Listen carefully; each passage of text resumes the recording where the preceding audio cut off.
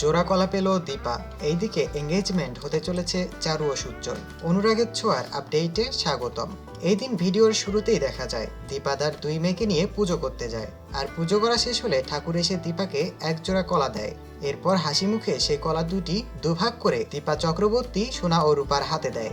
এরপর হঠাৎ অসুস্থ হয়ে পড়ে দীপা, তবে একটু পরে আবারও সুস্থ হয়ে ওঠে। আর ঠিক সেই মুহূর্তে সেখানে তবলা হাজির, খানিকটা সুপারম্যানের মতো। এরপর তবলাকে বলতে দেখা যায়, দীপা তুই কেমন আছিস? উত্তর যখন দীপা চক্রবর্তী দিতে যাবে ঠিক সেই মুহূর্তে তবলা দেখতে পায় জয়ী ও অলিকে। এরপর তাদের হ্যাপি বার্থডে বলে।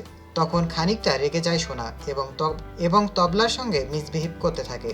এর পরবর্তী অংশে দেখা যায় যে সেখানে উর্মি ও জয় এসে হাজির। উর্মির সঙ্গে আবারও কথা বলতে দেখা যায় দীপা চক্রবর্তীকে। সবাই সবার খোঁজ খবর নিতে থাকে এবং একটু পরে তবলাকে ডাক দেয় দীপা এবং তবলাকে দীপা জানায় যে আমি সোনা ও রূপাকে হারিয়ে ফেলেছি। এ কথা শুনে খানিকটা অবাক হয়ে যায় তবলা। এরপর দেখা যায় মিশকা রূপাকে বার্থডে উইশ করার জন্য তার কাছে কল করে।